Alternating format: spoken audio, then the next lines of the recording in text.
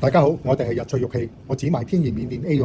今日同大家分享一個水楊式件。呢個水楊式嘅吊墜，挑咗一條魚，有魚，年年有餘。上邊一個光線位比較光嘅，挑咗個水滴。而背面呢個大位就挑咗個大寓意，如人所意，心想事成。大家見到嘅有光度，上邊呢一度咧有條色線。有條色氣，有條色根，一條氣咁樣走落嚟，光度有透手，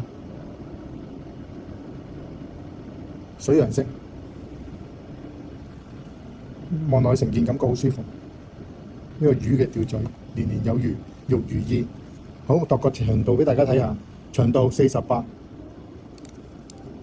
闊度21，厚度有6.8。有興趣嘅可以落嚟門市睇下現貨。好，今日嘅視頻去到呢度，多謝大家收看，我哋係日趣玉器。